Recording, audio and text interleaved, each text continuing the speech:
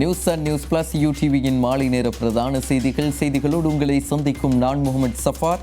இன்றைய நாள் விரிவான செய்திகளின் பக்கம் அவதானத்தை செலுத்துவதற்கு முன்னர் முதலில் இன்றைய தலைப்புச் செய்திகள்.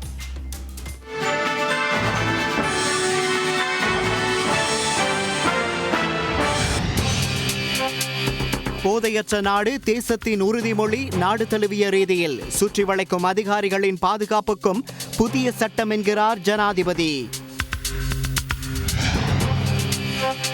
11 பேர் கடத்தப்பட்டு காணாமலாக்கப்பட்ட குற்றம். பாதுகாப்பு படைகளின் பிரதானி சந்தேக நபருக்கு அடைக்கலம் கொடுத்தமை உறுதி. தேயிலையில் உள்ள இயற்கை சீனியின் அளவை விட சீனி சேர்ப்பவர்களுக்கு எதிராக சட்ட நடவடிக்கை. பாராளுமன்றத்தில் அமைச்சர் நவீன். மின்சார தடைக்கு காரணம் என்ன? தகவல் வழங்காத மின்சார சபைக்கு நீதிமன்றம் அழைப்பு. அல்ஜீரியாவில் நாடு தழுவிய மக்கள் புரட்சி. பதவி விலகினார் ஜனாதிபதி.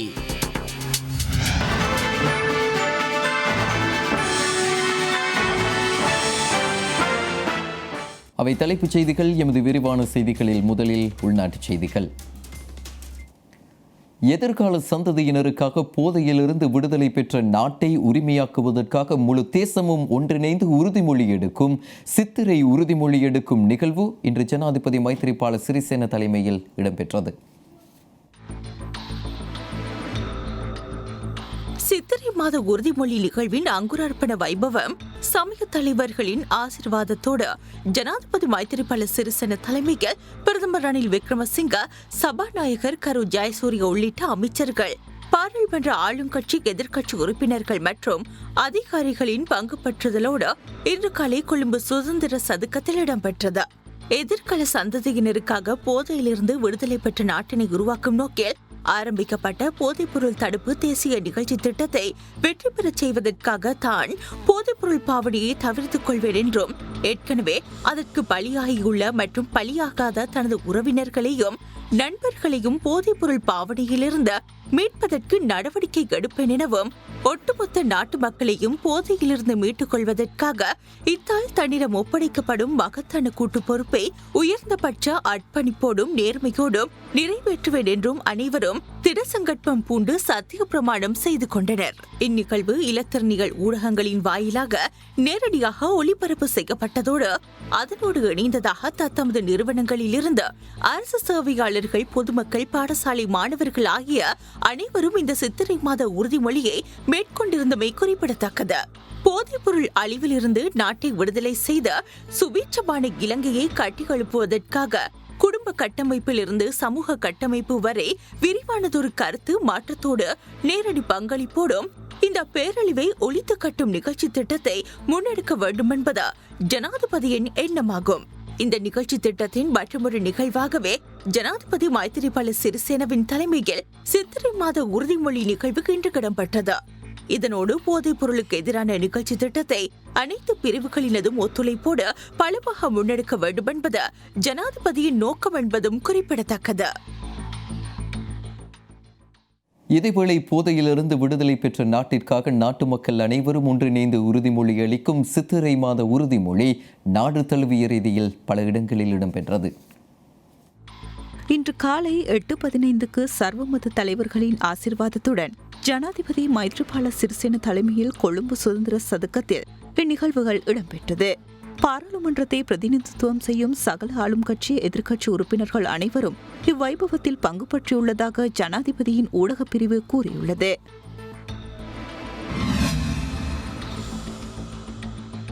இதேவேளை போதைக்கு எதிராக சத்திய பிரமாணம் செய்யும் ஜனாதிபதியின் செயற்திட்டத்தின் அடிப்படையில் மட்டக்களப்பு மாவட்டத்தில் மதுவரி திணைக்கள அதிகாரிகள், உத்தியோகத்தர்கள் இன்று சத்திய பிரமாணம் செய்து கொண்டனர். மட்டக்களப்பு மாவட்ட மதுவரி திணைக்கள வளாகத்தில் திணைக்களத்தின் மாவட்ட பொறுப்பதிகாரி எஸ் தயாலேஸ்வரகுமார் தலைமையில் இடம்பெற்ற இச்சத்திய பிரமாண வைபவத்தில் மாவட்ட மதுவரி அத்தியட்சகர், மதுவரி திணைக்கள உத்தியோகத்தர்களும் கலந்து கொண்டனர்.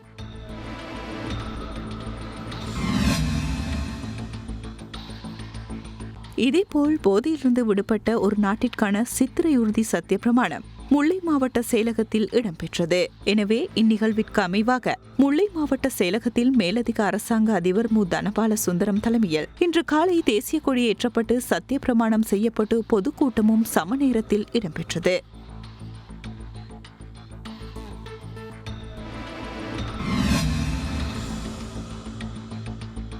ஜனாதிபதியின் விசேட பணிப்புரைக்கு அமைவான போதைப்பொருள் ஒழிப்பு உறுதியுரை நிகழ்ச்சி திட்டம் சம்மாந்துறை கல்வி வலய அல் அர்சாத் மகா வித்தியாலயத்தில் மிகவும் சிறப்பாக நடைபெற்றது. பாடசாலை அதிபர் எம் அப்துல் ரஹீம் தலைமையில் நடைபெற்ற இந்நிகழ்வில் ஆசிரியர்கள், பாடசாலை ஊழியர்கள் மற்றும் மாணவர்கள் என அனைவரும் சத்திய பிரமாண உறுதியுரைகளை மேற்கொண்டனர். அதேபோல் நிகழ்ச்சி திட்டத்தின் பிரதான நிகழ்வு சம்மாந்துறை வலய கல்வி அலுவலகத்தில் நடைபெற்றது. வலய கல்வி பணிப்பாளர் தலைமையில் நடைபெற்ற இந்நிகழ்வில் பிரதி கல்வி பணிப்பாளர்கள், உதவி கல்வி பணிப்பாளர்கள் உள்ளிட்ட அலுவலக ஊழியர்கள் இதில் கலந்து கொண்டனர்.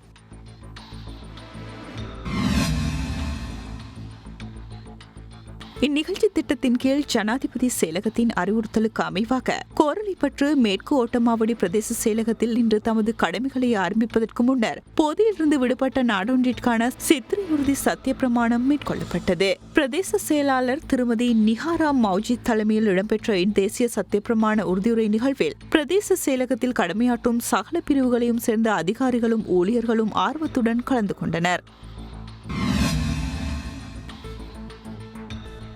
போதைப்பொருள் தடுப்பு தேசிய நிகழ்ச்சி திட்டம் வவுனியா மாவட்ட செயலகத்தில் மேலதிக அரசாங்க அதிபர் தி திரேஸ்குமார் தலைமையில் நடைபெற்றது. போதையிலிருந்து விடுதலை பெற்ற நாடு என்ற துணைப்பொருளில் நடைபெற்ற இந்நிகழ்வில் மாவட்ட செயலகத்தில் உத்தியோகத்தர்கள், ஊழியர்கள் கலந்து கொண்டு போதைக்கு எதிராக உறுதிமொழி எடுத்துக் கொண்டனர்.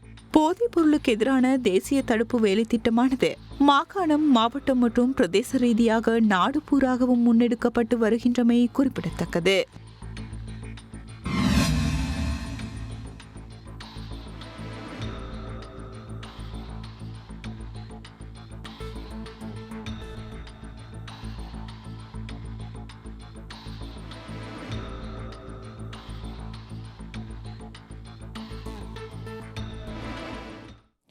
இந்நிலையில் போதைப்பொருள் சுற்றி வளைப்பு மற்றும் போதைப்பொருள் தடுப்பு வேலை திட்டங்களில் ஈடுபட்டுள்ள அதிகாரிகளின் உயிர் பாதுகாப்பு மற்றும் அவர்களின் குடும்பங்களின் பாதுகாப்பு தொடர்பில் தாம் புதிய திட்டம் ஒன்றை இனங்கண்டுள்ளதாக ஜனாதிபதி மைத்ரிபால சிறிசேன தெரிவித்துள்ளார்.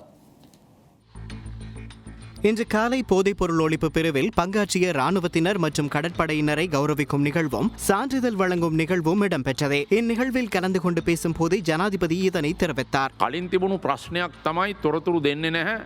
ඒ තොරතුරු දුන්නාම තොරතුරු දුන්න මිනිස්සුන් පිළිබඳව තොරතුරු ලබා ගන්න අය ජාවාරංකාරයින්ට දැනුම් දෙනවා කියලා. இன்று நாட்டில் போதைப் பொருளை கைப்பற்ற பொதுமக்கள் ரகசிய தகவல்களை வழங்குகின்றார்கள். முன்னால் அப்படி தகவல்களை வழங்க அஞ்சினார்கள். காரணம், தகவல் கொடுப்பவரை காட்டிக் கொடுத்தார்கள். எனவே தான் ஒரு தேசிய திட்டத்தை முன்னோக்கி கொண்டு செல்ல மக்களின் நம்பிக்கை வேண்டும். மக்களின் நம்பிக்கை இல்லாமல் எந்த விடயமும் சாத்தியமாகாது. இப்பொழுது இந்த நாட்டு மக்களுக்கு நம்பிக்கை வந்துள்ளது. போதைப் பொருள் ஒழிப்பு திட்டம் வெற்றி அளித்துள்ளது என்று இதில் உள்ள உறுப்பினர்கள் உண்மையாகவே வேலை செய்கின்றார்கள். அவர்கள் மிக பெரும் விட்டுக் கொடுப்புகளை மேற்கொள்கின்றார்கள். எனவே இந்த சுற்றிவளைப்புகளில் இருக்கின்ற அதிகாரிகளின் உயிர் பாதுகாப்பு, அவர்களின் குடும்ப பாதுகாப்பு, பிள்ளைகளின் பாதுகாப்பு தொடர்பாக புதிய திட்டம் ஒன்றை நான் எதிர்பார்க்கின்றேன். இல்லை என்றால் எமது உயிர்களுக்கு மிக பெரும் சவாலாக இது அமையும். ඒ අයගේ පවුල්වල ආරක්ෂාව, දරුවන්ගේ ආරක්ෂාව පිළිබඳව ප්‍රධාන වශයෙන්ම අපිට අද අලුත් වැඩපිළිවෙලක් අවශ්‍යතාවය මම දකිනවා. இந்நிகழ்வில் நீதியமைச்சர் தலதா துகோர்ல, மேல் மாகாண ஆளுநர் அசாத் சாலி, ராணுவ தளபதி, விமானப்படை தளபதி, போலீஸ் மா அதிபர் உட்பட இன்னும் பல முக்கியஸ்தர்கள் கலந்து கொண்டனர். 11 இளைஞர்கள் கடத்தப்பட்டு காணாமலாக்கப்பட்ட விவகாரத்தில் சந்தேக நபரான லெப்டினன்ட் கொமாண்டர் சந்தன பிரசாத் ஹெட்டி ஆராய்ச்சியை கடற்படை தலைமையகத்தில் மறைந்திருக்க பாதுகாப்பு படைகளின் பிரதானி அட்மிரல் ரவீந்திர விஜயகுணவர்தன உதவியமை ஊர்ஜிதம் செய்யப்பட்டுள்ளது. அட்மிரல் ரவீந்திர விஜயகுணவர்தன உதவினார் என்பதற்கு அவரது மனைவிமாரிடம் பெற்ற வாக்குமூலங்கள் உறுதி செய்துள்ளதாக போலீசார் நீதிமன்றில் தெரிவித்துள்ளனர். மின்சார தடை தொடர்பிலான அறிக்கையை பொது பயன்பாடுகள் ஆணைக்குழுவுக்கு வழங்காமை தொடர்பிலான விடயம் குறித்து ஆராய இலங்கை மின்சார சபையை எதிர்வரும் 9ஆம் திகதி நீதிமன்றத்தில் ஆஜராகுமாறு கோட்டை நீதவான் உத்தரவு பிறப்பித்துள்ளார். இலங்கை மின்சார சபையின் தலைவர் உள்ளிட்ட அதன் 9 உயர் அதிகாரிகளுக்கே இந்த அறிவித்தல் விடுக்கப்பட்டுள்ளது. இந்த 9 பேரையும் மன்றுக்கு அழைக்குமாறு கோரி பொது பயன்பாடுகள் ஆணைக்குழு நீதிமன்றில் தாக்கல் செய்த மனுவை ஆராய்ந்தே கோட்டை நீதவான் ரங்க திசாநாயக்க இந்த உத்தரவை பிறப்பித்திருந்தார். அதேவேளை 2015ஆம் ஆண்டு இலங்கை மின்சார சபையின் பொறியியலாளர்களுக்கு தனியான வேதன அலகு ஒன்றை ஏற்படுத்தி 2014ஆம் ஆண்டு வெளியிடப்பட்ட சுற்று நிரூபம் சட்டவிரோதமானது என மேன்முறையீட்டு நீதிமன்றம் நேற்று தீர்ப்பளித்துள்ளது. இலங்கை மின் பொது சேவையாளர் சங்கம் தாக்கல் செய்த மனு மீதான ஆராய்வின் போது இந்த உத்தரவு பிறப்பிக்கப்பட்டது. இந்த நிலையில் இலங்கை மின் பொது சேவையாளர் சங்கத்திற்கு 2 லட்சம் ரூபாய் வழக்கு கட்டணத்தை செலுத்துமாறு இலங்கை மின்சார சபைக்கு மேன்முறையீட்டு நீதிமன்றம் உத்தரவிட்டுள்ளது. இடைவேளையை தொடர்ந்து செய்திகளை எதிர்பாருங்கள்.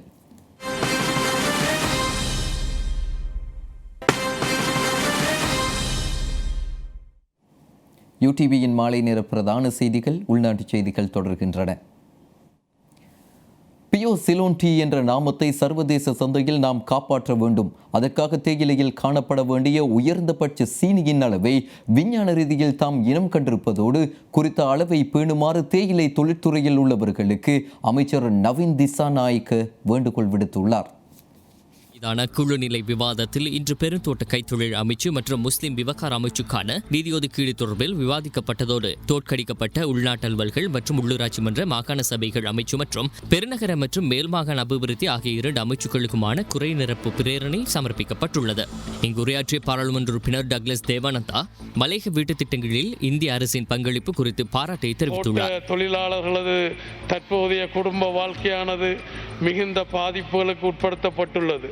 பாரிய பொருளாதார பிரச்சனைகளுக்கு மத்தியில் தோட்டத்தை விட்டு வழியில் தொழில் வாய்ப்புகளை தேடி செல்கின்றவர்களது தொகை அதிகரித்து வருவதையும் காணக்கூடியதாக இருக்கின்றது. குடும்பங்களில் ஆண்கள் அல்லது பெண்களில் ஒருவராவது வேலைகளுக்கென வீட்டை விட்டு வெளியேறியுள்ள நிலையே காணப்படுகின்றது. அந்த வகையில் இந்த மக்களின் வாழ்க்கையில் ஏதாவது ஒரு முன்னேற்ற நகர்வினை கொண்டு நகரக்கூடிய செயல்பாடுகள் மிக அத்தியாவசியமாகவே உள்ளது. மலையக மக்களுக்கான தனி வீட்டு திட்டங்களில் இந்திய அரசின் பங்களிப்பு பெரிதும் வரவேற்கத்தக்கது. மேலும் பெருந்தோட்ட கைத்தொழில் அமைச்சர் நவீன் திசாநாயக்க உரையாற்றுகையில் චීනයේ හයිනාන් කියන ප්‍රදේශයෙන් මාගේ අමාත්‍යංශයට චීන දූත පිරිසක් ආවා. ඔවුන් අපගේ රබර් කර්මාන්තයට சீனாவின் ஹையான் பிராந்தியத்தை சேர்ந்த உயர்மட்ட தூதுக்குழு ஒன்று இலங்கை ரப்பர் துறையில் பாரிய முதலீடுகளை செய்வதற்கு ஆர்வமாக இருப்பதோடு இம்மாதம் 25ஆம் தேதி தன்னை பீஜிங் நகருக்கு வருமாறு அழைப்பு விடுத்துள்ளதாகவும் தெரிவித்தார். இந்த அழைப்பை ஏற்று பீஜிங் செல்லவுள்ளதோடு இலங்கையின் ரப்பர் தொழில்துறையை மேம்படுத்துவதற்கு இதை ஒரு சந்தர்ப்பமாக அமைத்துக் கொள்ள எதிர்பார்ப்பதாகவும் அமைச்சர் தெரிவித்துள்ளார். විශේෂයෙන්ම තව අවුරුදු 30කට 40කට ඉදිරියට තමයි චීනය හිතන්නේ. சீனாவை பொறுத்தவரை அவர்களுடைய தீர்மானங்கள் 30-40 வருடங்களை முன்னோக்கி திட்டமிடுவதாகவும் எம்மை போன்று 2-3 வருட இலக்குகளில் இல்லை என்றும் சுட்டிக்காட்டிய அமைச்சர் நாம் அவ்வாறான தீர்மானங்களை மேற்கொள்வது இல்லை என்பதோடு தீர்மானங்களை நடைமுறைப்படுத்துவதிலும் நாம் சிக்கல்களை எதிர்நோக்குவதாக சுட்டிக்காட்டினார். සම්ප්‍රදායික කළුතේ නිෂ්පාදනයෙන් වැඩිම රට ඉහළින්ම තිබෙන රට තවමත් අපේ රට. සීනි තිබිය යුතු අවම ප්‍රමාණය විද්‍යානුකූලව දැන් අපි හඳුනාගෙන තියෙනවා. අපි තේ කර්මාන්ත மேலும் இலங்கை தேயிலையில் பியோ சிலோன் டீ என்ற நாமத்தை நாம் காப்பாற்றிக் கொள்ள வேண்டும். இதற்காக முதல் தடவையாக தேயிலையில் காணப்பட வேண்டிய சீனின் அளவை விஞ்ஞான ரீதியில் அளவிட்டிருப்பதோடு இந்த அளவை மீறும் தேயிலை உற்பத்தியாளர்களுக்கு எதிராக நடவடிக்கை எடுக்கப்படும் எனவும் தெரிவித்துள்ளார். ඔබතුමාලා ආකර්ශනීය යෝජනා ඉදිරිපත් කරනවා. හැබැයි මේ යෝජනා ක්‍රියාත්මක වීම පිළිබඳව ප්‍රශ්නයක් තියෙනවා නෙවෙයි. ක්‍රියාත්මක වෙන්නේ නැහැ. මේවා බොරු පොරොන්දු බවට පරිවර්තනය වෙනවා. இங்கு உரையாற்றிய பாராளுமன்ற உறுப்பினர் நாமல் ராஜபக்ஷ ஐக்கிய தேசிய கட்சி அரசாங்கம் கடந்த 4 ஆண்டுகளில் முன்வைத்த கவர்ச்சியான 5 வரவு செலவு திட்டத்தில் வழங்கப்பட்ட வாக்குறுதிகளில் பெரும்பாலானவை நிறைவேற்றப்படவில்லை. இவை போலியான வாக்குறுதிகள் என தெரிவித்துள்ளார். மலையக வரலாறு 150 வருடங்கள் பழமையானது. ஆனால் இதுவரை மலையகத்தில் கல்வி, சுகாதாரம் மற்றும் ஆசிரியர் துறையில் பல பற்றாக்குறைகள் காணப்படுவதாகவும் தெரிவித்துள்ளார். අපේ ගම්වල මහරෝහල වෙන්න පුළුවන්, පළාත් රෝහල වෙන්න පුළුවන්. හැබැයි වතුකරේ දරුවෝ දෙමව්පියෝ තවම යන්න ඕනේ වත්තේ අයිතිකාරයාගේ ரோஹலකට. இங்கு உரையாற்றிய ராதாகிருஷ்ணன் இவ்வாறு தெரிவித்தார். ஒரு சமூகமாக இருந்து வருகின்ற இந்த நிலையிலே இவருடைய வாழ்க்கை தரத்தை உயர்த்த வேண்டும் என்பதே எல்லோருடைய கருத்தாகும். இப்பொழுது கௌரவ நாமல் ராஜபக்ச அவர்கள் பேசினார், மிகவும் சந்தோஷம். பெருந்தோட்ட மக்களை பற்றி எல்லாரும் இன்று ஒரு அனுதாபத்தை வைத்திருக்கின்றார்கள். ஆனால் நடைமுறையிலே செய்ய வரும் பொழுதுதான் அதில் பிரச்சனை ஏற்படுகின்றது. பொட்டாக் இந்த அமத்துமா பொட்டாக் இந்த மந்துமா ඔබතුමාන්ලාත් රජය කරානේ අවුරුදු 10-15ක් 20ක් කරානේ. අපි නෑ කිව්ව නෑනේ. ඒ දවස්වලත් අපිටත් ඒක දිනු කරන්න තිබුණානේ. අයි දිනු කරන්නේ නැත්තේ. ඉතින් හැමදාම වතු කම්කරු ගැන කතා කරනවා නිසා ඒක ඒගොල්ලන්ට යම්කිසි උදව්වක් කරන්න කවුරුත් ඉදිරියට එන්නේ නෑ. ஆகவே இந்த அமைச்சு பெருந்தோட்ட கைத்தொழில் அமைச்சு இன்று தோட்டங்களை அபிவிருத்தி செய்கின்ற அதே நேரத்தில் தோட்டத்தில் பல்வேறு பிரச்சனை இருக்கு என்பது யாரும் மறக்க முடியாது. இன்றைய தினம் ஜேவிபி சார்பில் உரையாற்றிய பாராளுமன்ற உறுப்பினர் பிமல் ரத்நாயக்க இவ்வாறு கருத்து தெரிவித்தார். கடந்த காலங்களில் தேயிலையில் நியம அளவை விட அதிகமாக சீனி கலக்கப்பட்டு தேயிலையின் நிறை அதிகமாக காட்டப்பட்டதாகவும், ஆனால் தற்போது தேயிலையில் இயற்கையாக காணப்படும் சீனியின் அளவு கணிக்கப்பட்டு அதற்கான நியம அளவு வகுக்கப்பட்டிருப்பது வரவேற்கப்படுவதாகவும், அதேபோல் அதனை மீறும் தேயிலை தொழில்துறையாளர்களுக்கு தண்டனைகளும் நியம அடிப்படையில் வழங்கப்பட வேண்டும் எனவும் சுட்டிக்காட்டியுள்ளார். මේකට අනුව සීනි එකතු කරනවා නම් දැන් අපිට අල්ල ගන්න පුළුවන්. ඒක නිසා කිසිම පැකිලීමකින් තොරව දඬුවම් දෙනවා කියලා. දැන් වෙලා තියෙන දේ තමයි එහෙම කියලා නමුත් දැන් මේ දඬුවම් පැමිණීමේ හරි පැනල්ටියක් හරි ඒකට නිශ්චිත ක්‍රමවේදයක් නැහැ. ඉක්මවා ඒ අනුව එම ප්‍රමාණය නික්මවා තේ නිෂ්පාදනය කර ඇතනම් 1957 අංක 50ක දරන තේ පාලන පනතේ ප්‍රකාරව ඊට දඩුවම් ලබා දීමට කටයුතු කර තිබෙනවා. මාස 3ක සස්පෙන්ෂන් එකක් නැත්නම් මාසික සස්පෙන්ෂන් එකක් නැත්නම් මං කැමති විදිහට තේ මණ්ඩලය මට අනුමත කරන විදිහට. இங்கு உரையாற்றிய பாராளுமன்ற உறுப்பினர் ஆறுமுகம் தொண்டுமான் இவ்வாறு கருத்து தெரிவித்தார். ராஜாங்க அமைச்சர் ஏற்றுக்கிறவங்க இன்றைக்கு உள்ள சூழ்நிலையில் சில குடும்பங்கள் பெரிய குடும்பங்கள் இருக்குது. ஒரு குடும்பத்தில் 2 பிள்ளைகள் இருந்தாலே 7 பேச்சு காணி பத்தாது தான். அதை அமைச்சர் அவர்களும் ராஜாங்க அமைச்சரும் சேர்ந்து அதை கொஞ்சம் கூட்டி கொடுக்க முடியுமாங்கிறத வழிகளை பாருங்கள். அதுக்கு என்ன ஒத்துழைப்பு வேணுமோ நாங்கள் தர்றோம். இங்கு உரையாற்றிய பாராளுமன்ற உறுப்பினர் ஸ்ரீதரன் அவர்கள் தங்களுடைய சொந்த மண்ணிலே ஒரு நிலம், சொந்த நிலத்தோடு சொந்த வீட்டிலே வாழுகின்ற ஒரு நிலையை இன்றைய காலத்திலே உருவாக்கி இருக்கின்ற அமைச்சர் தியாம்பரம் அவர்களுக்கு நாங்கள் இந்த இடத்திலே முதல்கண் நன்றி சொல்ல வேண்டும். காரணம் 3000 வீடுகள் இப்பொழுது அமைக்கப்பட்டு கொண்டிருக்கிறது. இன்னும் இந்திய வீட்டுத் திட்டத்தோடு சேர்ந்த இன்னும் 3000 வீடுகளை அமைப்பதற்கான செயல்பாடுகளை துடியாட்டமாக அவர் முன்னெடுத்திருப்பது ஒரு காலத்தின் பதிவு. பாராளுமன்ற உறுப்பினர் திலக்கராஜ் உரையாற்றுகையில் விவாதத்துக்கு எடுத்துக் கொள்ளப்பட்டிருக்கின்ற 3 அமைச்சுக்கள் ஒன்றுடன் ஒன்று தொடர்புடையது. அதுதான் பெருந்தோட்டத்துறை அமைச்சு, மலைநாட்டு புதிய கிராமங்கள் உட்கட்டமைப்பு சமுதாய அபிவிருத்தி அமைச்சு, அதே போல தபால் தொலைத்தொடர்பு அமைச்சு. இந்த தபால் தொலைத்தொடர்பு அமைச்சுக்கும் இந்த சமூகத்துக்கும் என்ன தொடர்பு என்றால், அவர்களுக்கு என்று தனியான ஒரு முகவரி இல்லை. ஒவ்வொருவருக்கும் வரும் கடிதங்கள் அவர்கள் வசிக்கின்ற அந்த தோட்டத்தின் பெயரிலே வழங்கப்பட்டு அந்த தோட்ட நிர்வாகத்திற்கு வழங்கப்பட்டு அதனூடாகத்தான் அவர்களுக்கு அந்த கடிதங்கள் பெற்றுக் கொடுக்கப்படுகின்றது என்பது இந்த நாட்டில் முகவரியற்றவர்களாகவே இந்த 70 ஆண்டு காலமாக சுதந்திரத்துக்கு பிற்பட்ட காலப்பகுதியிலே இந்த சுதேச அரசாங்கத்தினால் இவர்கள் வைக்கப்பட்டிருக்கிறார்கள் என்பதுதான் தபால் தொலைத்தொடர்பு அமைச்சுக்கும் இன்று மலைநாட்டு புதிய கிராமங்கள் அபிவிருத்தி அமைச்சுக்கும் இடையிலான தொடர்பாக காணப்படுகிறது. இப்ப ஆணைக்கு ஓட் கொடுத்து ஆணை என்ன கொடுத்திருக்கு சொல்லுங்க. நீங்க இதுக்கும் கூட நிதி கொடுக்க வேணும். கௌரவ மைனானந்த அவர்களே, இலங்கை வரலாற்றில் எல்லா அரசாங்கமும் இருந்துச்சு. ஆனால் இந்த அரசாங்கத்தான் தோட்ட தொழிலாளிக்காக வீடு அமைச்ச கொடுத்து இன்னைக்கு 6000 வீடுகள் 6000க்கு மேல் வீடுகளை கட்டி கொடுத்துக்கிட்டு இருக்கோம். 4000 வீடுகளை அடிக்கல் நாட்டி வச்சிருக்கோம். நாங்கள் எந்த அரசாங்கம் செய்யாத வேலையும் இந்த அரசாங்கம் செய்யும். அது போய் என்ன போய் சொல்றீங்க நீங்க? எங்கட காலத்துல கௌரவ அமைச்சர் நாங்க 30,000 வீடு சரி கட்டுறீங்க, நீங்க 5,000 வீடு சரி கட்டுறீங்க. அதுமே இன்னொருத்தருக்கு இந்த அரசாங்கம் ஓட் கொடுக்க மாட்டாங்க. நீங்க எங்களோட தான் அடுத்த எலெக்ஷன்ல வர வேணும். கௌரவ திகம்பரமும் கௌரவ ராதாகிருஷ்ணன் எங்கட பதுல்ல அண்ணே எல்லாம் எங்கட கூட்டாளி. கௌரவ மனோ கணேசன் நாங்க எல்லாரும் சேர்த்து போடுவோம். இப்ப பாருங்க, நம்மட மனோ கணேசன் எவரோ நல்ல கொழும்புல பெரிய தலைவர். அவருக்கும் வேலை செய்யறதுக்கு நல்ல ஒரு மினிஸ்டர் கொடுக்க வேணும். அவர் வந்து நல்ல ஒரு மினிஸ்டர். கௌரவ என்னது இனிய நண்பர் மஹிந்த ராஜபக்சே அவர்களே, சொல்லுங்க. உங்களுக்கு என் மீதும் எங்களை தமிழ் கூட்டணி மீதும் தம்பி திகாம்பரம் மீதும் தம்பி வேலுக்குமார் திலக்கராஜ் ராதாகிருஷ்ணன் மீதும் அரவிந்த் மீது இருக்கக்கூடிய அன்பு புரிகின்றது. அது குதர்க்கமான அன்பு, தந்திரமான அன்பு புரிகின்றது.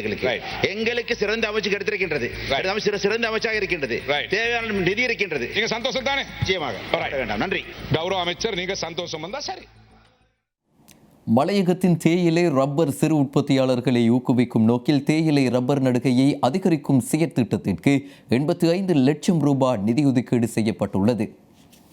பெருந்தோட்ட கைத்தொழில் அமைச்சின் மூலம் முன்னெடுக்கப்பட்டு வருகின்ற மலையகத்தில் உள்ள சிறு தேயிலை மற்றும் ரப்பர் உற்பத்தியாளர்கள் நன்மை அடையும் மேற்படி செயற்திட்டம் குறித்து அதிகாரிகளுடன் அமைச்சில் கலந்துரையாடல் ஒன்று நடைபெற்றது. இது தொடர்பில் ஊடகங்களுக்கு கருத்து தெரிவிக்கையிலேயே ராஜாங்க அமைச்சர் இதனை தெரிவித்துள்ளார். மலையகத்தில் தனியாகவோ சொந்தமாகவோ தேயிலை ரப்பர் செய்கையில் ஈடுபட்டுள்ளவர்களை ஊக்குவிக்கும் முகமாக இந்த செயற்திட்டம் முன்னெடுக்கப்பட்டு வருகின்றது. குறித்த செயற்திட்டம் 2016 ஆண்டு தொடக்கம் 2021 ஆண்டு வரை முன்னெடுக்கப்பட்டு வருகின்றதோடு இதற்காக 8.5 மில்லியன் ரூபாய் நிதி ஒதுக்கீடு செய்யப்பட்டுள்ளது. இதன் மூலம் 5500 ஹெக்டேர் தேயிலையும் 3000 ஹெக்டேர் ரப்பரும் புதிதாக நாட்டப்பட உள்ளன. மேலும் 27700 சிறு தேயிலை உற்பத்தியாளர்களும் 4300 சிறு ரப்பர் உற்பத்தியாளர்களும் நன்மையடைய உள்ளனர். இதன்படி காலி, மாத்தறை, ரத்னபுரி, கண்டி, நுவரெலியா மாவட்டங்களில் தேயிலையும், மொனரகலை, அம்பாறை மாவட்டங்களில் ரப்பரும் பயிரிடப்பட உள்ளன. பயனாளிகள் 2 ஏக்கருக்கு குறைவான காணியை கொண்டிருக்க வேண்டும். அவ்வாறானவர்களுக்கே மேற்படி செயற்திட்டமூடாக உதவிகள் வழங்கப்படும் எனவும் ராஜாங்க அமைச்சர் வடிவேல் சுரேஷ் தெரிவித்துள்ளமை குறிப்பிடத்தக்கது. And I know the Bhatta from those days. This second stage maybe. Earlier also you have done some road from the other funds, I think. And didn't market. Uva மாகாண வைத்தியசாலைகள் பல இன்றைய தினம் ஸ்தம்பிதமடைந்திருந்தன. மாகாண முதலமைச்சர் அதே மாகாண சுகாதார பணிப்பாளரிடம் மன்னிப்பு கோரும் வரை இந்த நிலை தொடரும் என வைத்தியர்கள் எச்சரிக்கை விடுத்துள்ளனர்.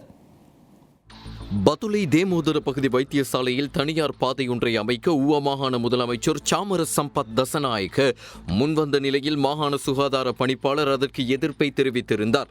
இந்நிலையில் மாகாண சுகாதார பணிப்பாளரை தனது அலுவலகத்துக்கு அழைத்து அச்சுறுத்தும் ஆடியோ பதிவுகள் அண்மையில் வெளியாகி இருந்தன. අනේ මහමැතිතුමා මෙතන පෞද්ගලික ප්‍රශ්න ගාව ගන්න එපා. පෞද්ගලික ප්‍රශ්නයක් තමයි. ඔයාගේ තියන්නේ කෙනෙක්ගෙත් එක. අයියෝ නේ. ප්‍රධාන ලේකම්තුමා එයාගේ මගේ පොඩි ප්‍රශ්නයක් තියෙනවා. ඉතින් කවදාවත් උන්නේ නෑනේ ප්‍රශ්නයක්. අපි හැම විටම මිනිසුන්ගේ පැත්තේ. මිනිසුන්ගේ පැත්තේ හිටියන ડોක්ටර්. ඒක මහමැතිතුමා පෞද්ගලික ප්‍රශ්න ටික අපච්චිට එන්න කියන්න විසඳ ගන්න. ඒවට කිසිසේත්ම මාව ගාව ගන්න එපා. මම ඒ ටික ඔක්කොම විසඳ ගන්න මාව ගාව ගන්න එපා ඒවට. இந்நிலையில் இந்த விவகாரம் குறித்து மாகாண முதலமைச்சர் சாமர சம்பத் தசநாயக்க மாகாண சுகாதார பணிப்பாளரிடம் மன்னிப்பு கோர வேண்டும் என தெரிவித்து ஊவா மாகாண பல வைத்தியசாலைகளில் இன்று பணிப்புறக்கணிப்பு மேற்கொள்ளப்பட்டது. இதனால் அப்பகுதி நோயாளர்கள் பலர் அசௌகரியங்களை எதிர்நோக்கிய அதேவேளை முதலமைச்சர் பணிப்பாளரிடம் மன்னிப்பு கோராவிட்டால் இந்த வேலை நிறுத்த போராட்டம் தொடரும் எனவும் வைத்தியர்கள் எச்சரிக்கை விடுத்துள்ளனர். மாகாண சபை தேர்தலை பழைய முறையில் நடத்த வேண்டும் என்ற நிலைப்பாட்டில் ஐக்கிய தேசிய கட்சி தவிர்ந்த அனைத்து கட்சிகளும் உள்ள வேளையில் இந்த வரவு செலவு திட்டம் முன்வைக்கப்பட்டுள்ளது. இதற்கு ஆதரவு வழங்காத ஏனைய கட்சிகளும் ஆதரவு வழங்க முன்வர வேண்டும் என முன்னாள் கிழக்கு மாகாண முதலமைச்சர் ஹாஃபிஸ் நசீர் வேண்டுகோள் விடுத்துள்ளார். சம்பந்தன் ஐயா தமிழ் தேசிய கூட்டமைப்பினுடைய தலைவர் அவர்கள், அதே போன்று எங்களுடைய ஸ்ரீலங்கா முஸ்லிம் காங்கிரஸ் எங்களுடைய தலைவர் கௌரவ அமைச்சர் ரவுஃப் ஹக்கீம் அவர்கள், அதே போன்று கௌரவ அமைச்சர் ரிஷாட் பதியுதீன், கௌரவ அமைச்சர் மனோ கணேஷ், இவர்கள் எல்லோரும் இன்று ஐக்கிய தேசிய கட்சி தவிர எதிர்கட்சி ஜேவிபி, எஸ்எல்எப்பி, கௌரவ அதிமேதகி ஜனாதிபதி அவர்களுடைய தலைமையில் இருக்கின்ற எஸ்எல்எப்பி போன்ற அத்தனை கட்சிகளும் இந்த மாகாண சபை தேர்தலை பழைய முறையிலே நடைமுறைப்படுத்த வேண்டும் என்று குரல் கொடுத்துக் கொண்டிருக்கின்ற வேளையிலே எலெக்ஷன் கமிஷன் தனக்கு தான் ரிசைன் பண்ணுவேன் என்று கூட அவர் கூறிக்கொண்டிருக்கின்ற வேளையிலே, நாட்டிலே அத்தனை மக்களும் இந்த மாகாண சபை நடத்தப்பட வேண்டும் என்று கூறிக்கொண்டிருக்கின்ற வேளையிலே இந்த பட்ஜெட் வந்திருக்கின்றது. ஆகவே நான் கூறுகின்ற விடயம் எல்லாம் ஆக குறைந்தது சிறுபான்மை சமூக கட்சிகள் எல்லோரும் சேர்ந்து இவ்வாறு இருக்கின்ற சூழலிலே இந்த பட்ஜெட்டை ஆதரிப்பதற்கு 5ஆம் தேதி வரை இருக்கின்றது. 4ஆம் தேதியாவது அல்லது நாளையாவது ஒரு மசோதா கொண்டு வரப்பட்டு ஒரு சிறு அமெண்ட்மெண்ட் மாத்திரம்தான் கொண்டு வரப்பட வேண்டியிருக்கின்றது. அந்த அமெண்ட்மெண்ட் கொண்டு வரப்பட முடியுமாக இருந்தால் அது மாகாண சபை தேர்தல் இந்த பட்ஜெட் பாஸ் பண்ணப்பட்டு உடன் மாகாண சபை தேர்தல் நடத்துவதற்கான நடவடிக்கைகளை எடுக்க முடியும். ஆகவே நாங்கள் எல்லோருமாக ஒத்துநின்று இந்த நாட்டிலே ஜனநாயகத்தை நிலைநாட்டுவதற்கும் சிறுபான்மை சமூகத்தினுடைய அரசியல் உரிமை கொடுக்கப்பட்ட அந்த அரசியல் உரிமையை கூட மீண்டும் நாங்கள் இந்த நாட்டிலே தகர்த்துவிட முடியாமல் அதை தலை நிமிர்ந்து வைப்பதற்காக நாங்கள் எல்லோருமாக ஒன்று சேர்ந்து பட்ஜெட்டுக்கு ஆதரவு தர வேண்டுமாக இருந்தால் நீங்கள் இந்த பிரேரணையை நாளைக்கு கொண்டு வாருங்கள் அல்லது திகதியை குறித்து கொண்டு வாருங்கள் என்ற ஒரு நிபந்தனையை விடுத்துத்தான் இந்த பட்ஜெட்டுக்கு நாங்கள் எல்லோரும் ஆதரிக்க வேண்டும் என்று நான் என்னுடைய தனிப்பட்ட கருத்தை முன்னாள் முதலமைச்சர் என்ற ரீதியிலே மக்கள் படுகின்ற அவதிகளை பார்த்ததன் பின்பு நான் இவ்விடத்தில் உங்கள் எல்லோருக்கும் மிகவும் தயவாக கேட்டுக்கொள்ள கத்தோலிக்க சமயம், கிறிஸ்தவ சமயம் மற்றும் கிறிஸ்தவ நாகரிகம் போன்ற பாடங்களுக்கு பட்டதாரி பயிலுனர் மற்றும் ஆசிரியர் உதவியாளர்களை நியமிப்பதற்கு உடனடியாக விண்ணப்பம் கோருமாறு கல்வி அமைச்சுக்கு கிழக்கு மாகாண ஆளுநர் MLAM ஹிஸ்புல்லா வேண்டுகோள் விடுத்துள்ளார். கிழக்கு மாகாண ஆளுநருக்கும் திருகோணமலை ஆயர் அருட்தந்தை நோயல் இமானுவேலுக்கும் இடையிலான சந்திப்பு இன்று திருகோணமலையில் உள்ள ஆயர் இல்லத்தில் இடம்பெற்றது. இதன்போது கத்தோலிக்க சமயம், கிறிஸ்தவ சமயம், கிறிஸ்தவ நாகரிகம் போன்ற பாடங்களுக்கு பட்டதாரி பயிலுனர் மற்றும் ஆசிரியர் உதவியாளர்களை நியமிப்பதற்கு விண்ணப்பங்கள் கோரப்படவில்லை என ஆளுநரிடம் குற்றச்சாட்டு முன்வைக்கப்பட்டதை அடுத்து உடனடியாக விண்ணப்பங்களை கோருமாறு கல்வி அமைச்சுக்கு கிழக்கு மாகாண ஆளுநர் கலாநிதி MLAM ஹிஸ்புல்லா வேண்டுகோள் விடுத்தார். அத்துடன் கிழக்கு மாகாணத்தில் காணப்படும் கிறிஸ்தவ சமூகத்தின் சார்பான பல்வேறு விடயங்கள் தொடர்பாக பல்வேறு கோரிக்கைகள் ஆளுநருக்கு விடுக்கப்பட்டது. அது தொடர்பாக ஆளுநர் ஹிஸ்புல்லா உரிய அதிகாரிகளுக்கு உடனடியாக தொடர்பு கொண்டு இது தொடர்பாக கவனம் செலுத்துமாறும் வேண்டுகோள் விடுத்தார்.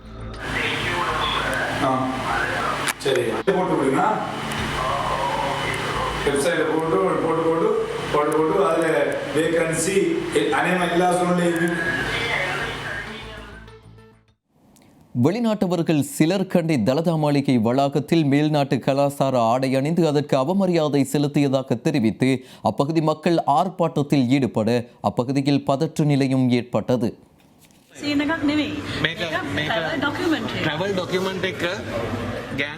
வெளிநாட்டவர்கள் சிலர் ஆவணப்படம் ஒன்றை தயாரிப்பதற்காகவே அங்கு வந்ததாகவும் அவர்கள் சட்டமுறைகள் மற்றும் சம்பந்தப்பட்ட அமைச்சுக்கள் சம்பந்தப்பட்ட தரப்பினரிடம் அனைத்து அனுமதிகளையும் பெற்றுக்கொண்டே அங்கு வந்ததாகவும் அவர்களுடன் வந்திருந்த இலங்கையைச் சேர்ந்த இராந்தியா பேசிங்க தெரிவித்துள்ளார்.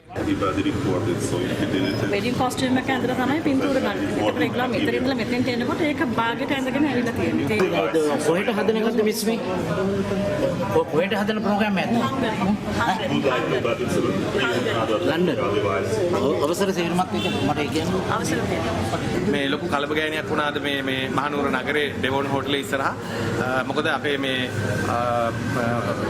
ජාතික මුල්ලැඳුම ඇඳගත් விதேசிகன்.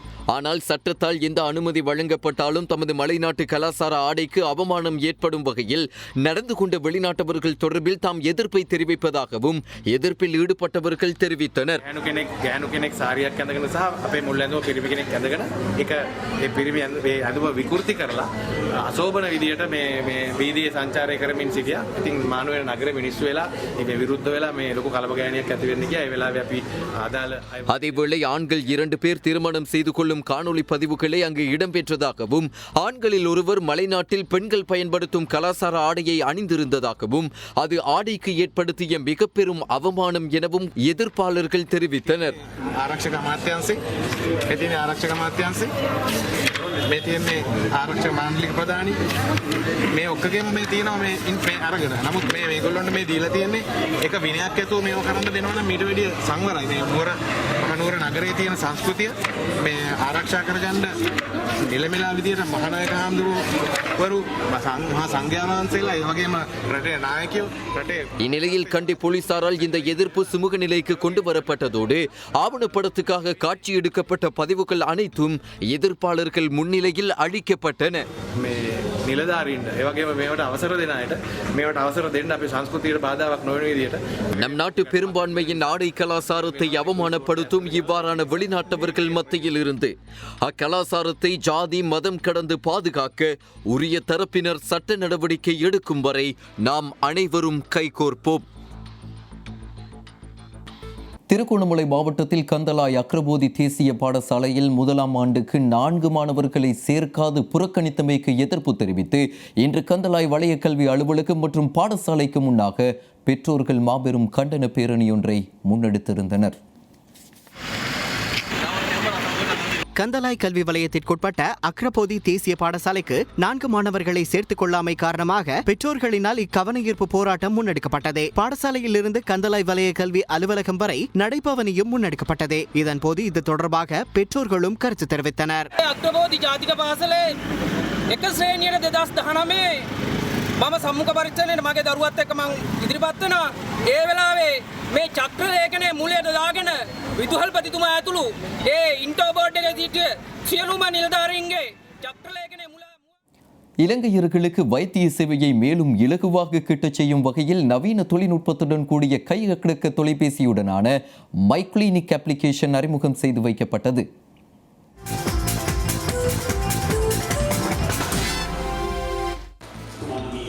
இதன் மூலம் இலங்கையர்கள் நிபுணத்துவ வைத்தியர்களின் சேவைகளை சிரமமின்றி எந்நேரத்திலும் இலகுவாக பெற்றுக்கொள்ளும் வாய்ப்பு ஏற்பட்டுள்ளதாக இந்த அப்ளிகேஷனை இலங்கையில் அறிமுகப்படுத்தியுள்ள நியூசிலாந்தை தளமாக கொண்ட சொஃப்டேயா பிளாஸ் நிறுவன உரிமையாளர் கே கிஷோர் குமார் தெரிவித்துள்ளார். மைக்ளினிக் கையடக்க தொலைபேசியுடனான அப்ளிகேஷனை அங்குரார்ப்பணம் செய்து வைக்கும் நிகழ்வு கொழும்பு தாஜ் சமுத்ரா ஹோட்டலில் அண்மையில் நடைபெற்றது.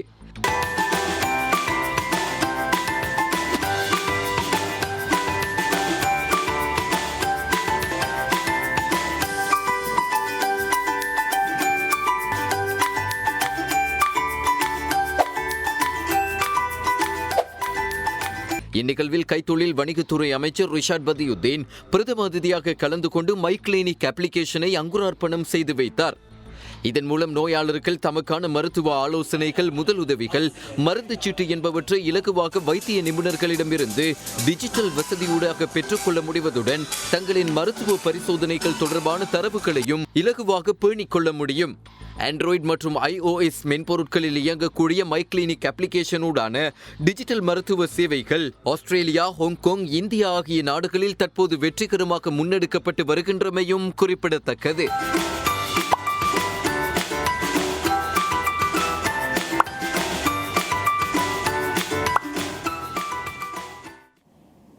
இடைவேளையை தொடர்ந்து வெளிநாட்டு செய்திகளை எதிர்பாருங்கள்.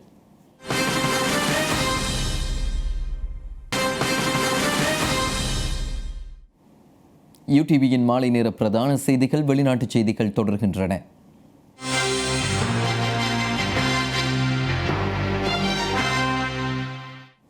அல்ஜீரிய ஜனாதிபதிக்கு எதிராக நாடு தழுவிய ரீதியில் ஆர்ப்பாட்டங்கள் இடம்பெற்று வந்த நிலையில் அவர் தனது பதவியை ராஜினாமா செய்துள்ளார்.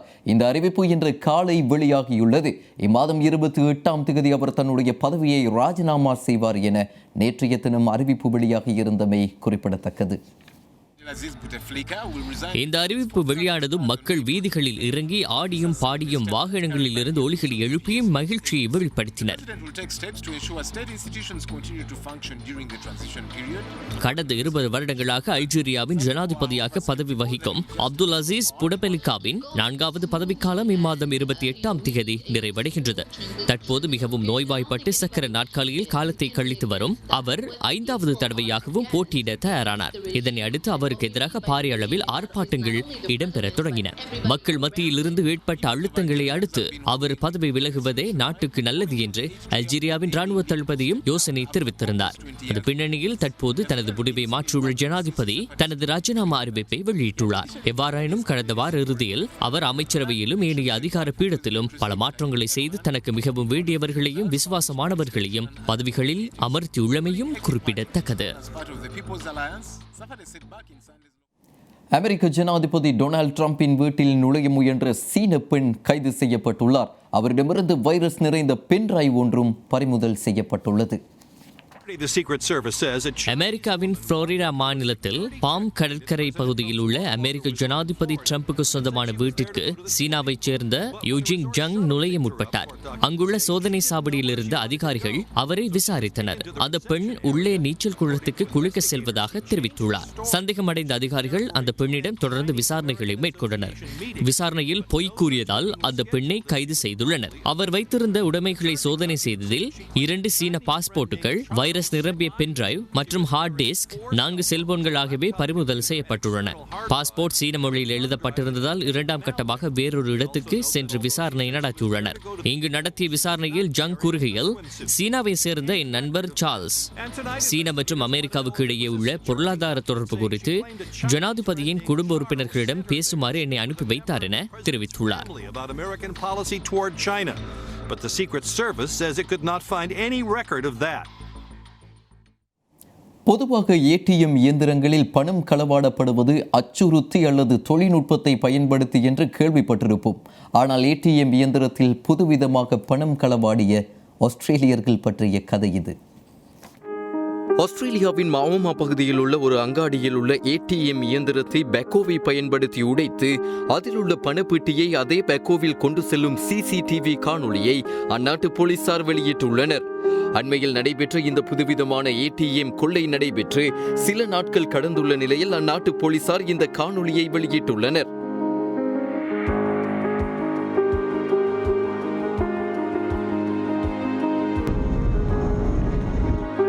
உயிருக்கு உத்தரவாதம் கடவுள் மட்டும்தான் என்பதற்கு இந்த விபத்து காணொளியும் சான்று பகர்கிறது.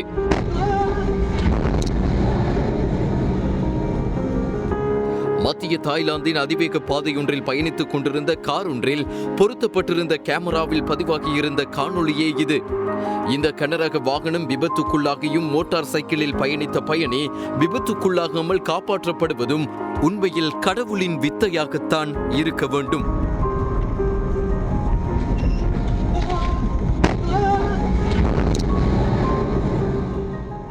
செய்திகளின் இறுதியாக இன்றைய வானிலை.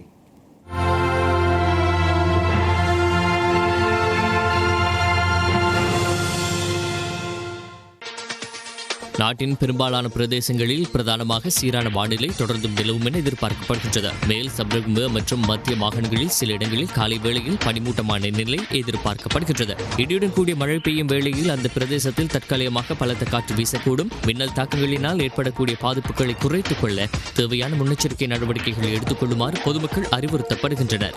நாட்டை சூழவுள்ள கடற்பரப்புகளில் பிரதானமாக சீரான வானிலை நிலவும் என எதிர்பார்க்கப்படுகின்றது. நியூஸ் அண்ட் நியூஸ் பிளஸ் யூடிவியின் மாலை நேர பிரதான செய்திகளை இத்தோடு நிறைவுக்கு கொண்டு வருகிறோம். எமது அடுத்த பிரதான செய்தி அறிக்கை நாளை நண்பகல் 12 மணிக்கு இடம்பெறும். அதுவரை யூடிவியோடு இணைந்திருங்கள்.